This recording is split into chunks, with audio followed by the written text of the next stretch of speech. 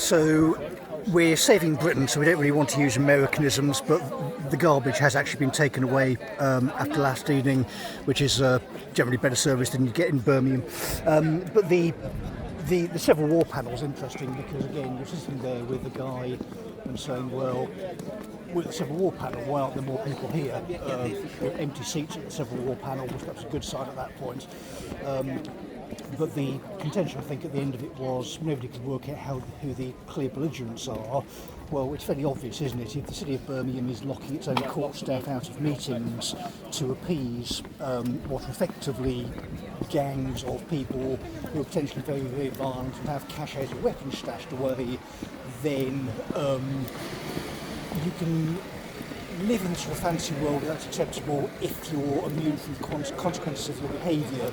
So if you're being fed by printed and debased currency which is coming into your bank account every month, and as long as you do as you're told, it'll keep coming in, you will kill people.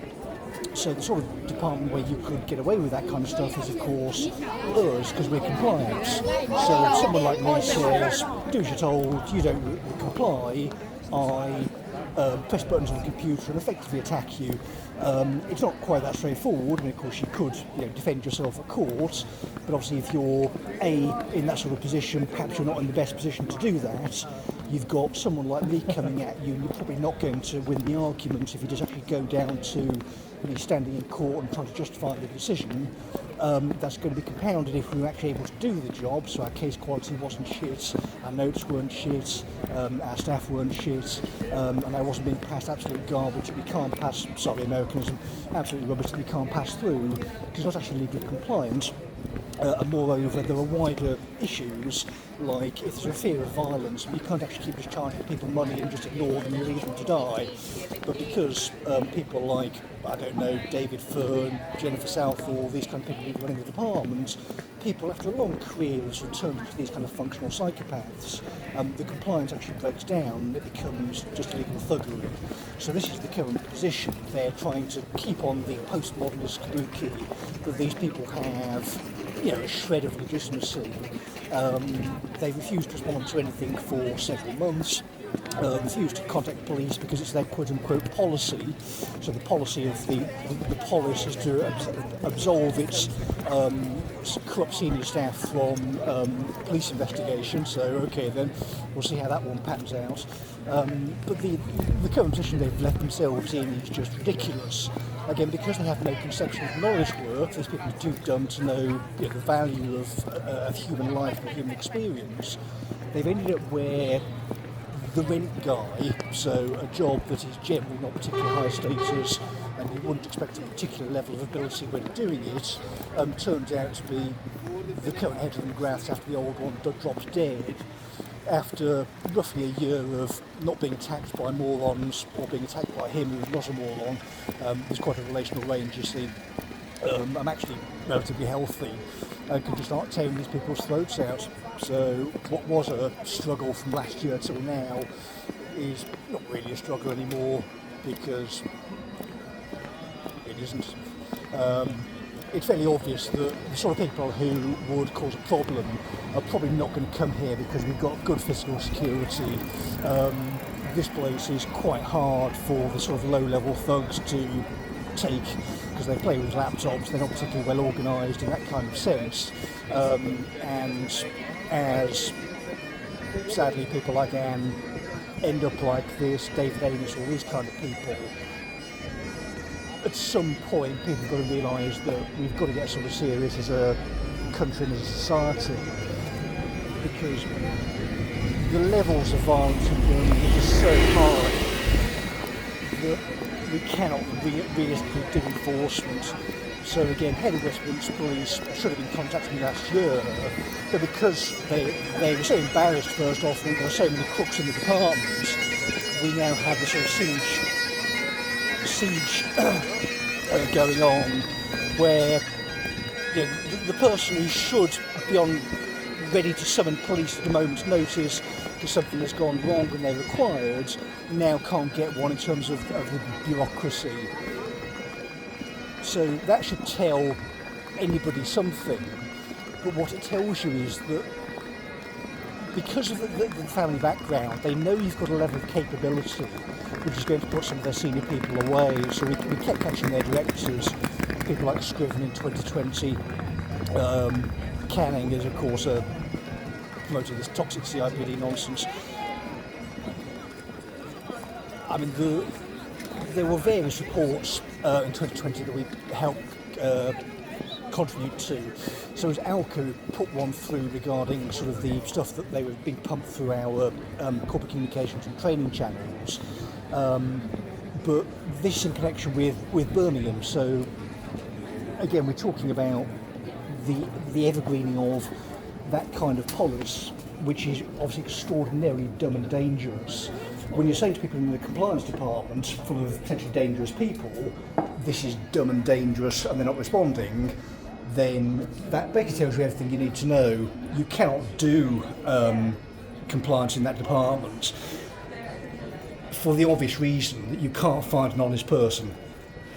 So if my judgment is off, right, so I've got a case and I do put it through, and we've, not got my brain into working order in the morning or something, and we make an error,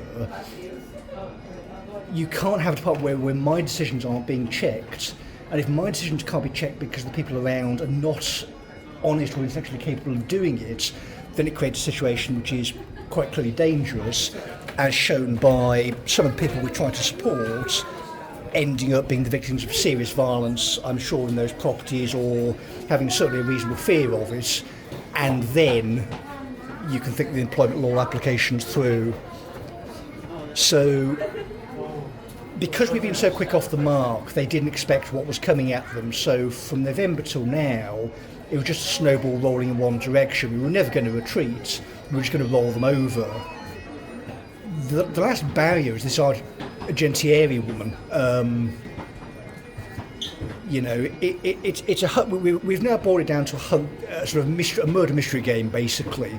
Try and find this woman. Try and find out why she thinks she can create fictitious bureaucrats out of whole cloth. Use them to administer some kind of kabuki-esque process using a Bumpster Council laptop, and then doesn't understand that tomorrow comes, and that a core staff are just going to ignore that kind of stuff and just bulldoze right over her. So as soon as she actually had to explain her behaviour in terms of, in front of the solicitors, what precisely is she going to say?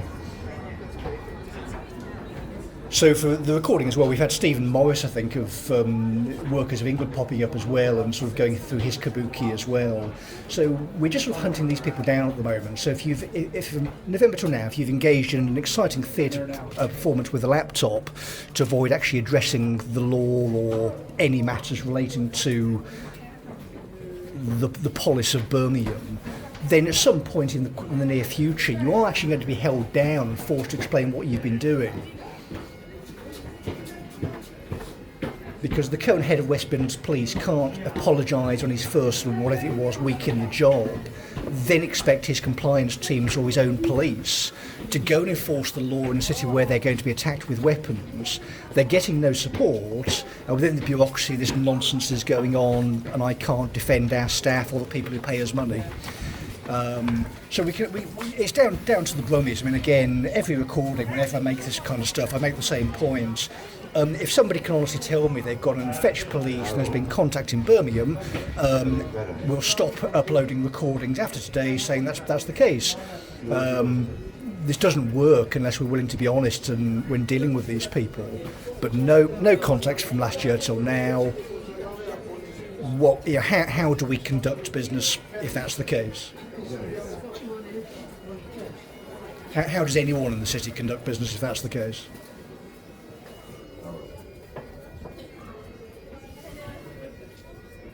So we're not, to be clear, deferring to these little morons any further.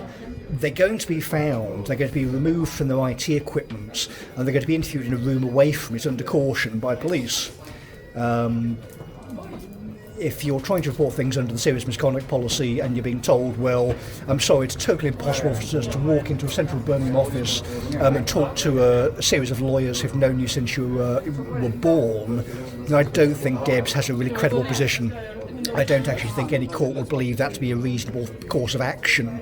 And this, of course, goes for Dave, quote-unquote, David Fern, of course, is a court service manager who, regardless of anything else, has his professional reputation associated with this kind of behaviour. How can this guy carry on?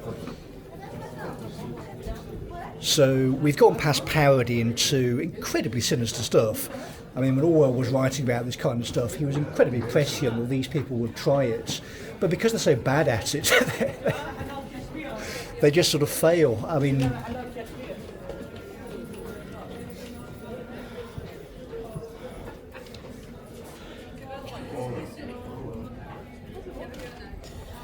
anyway, no more work.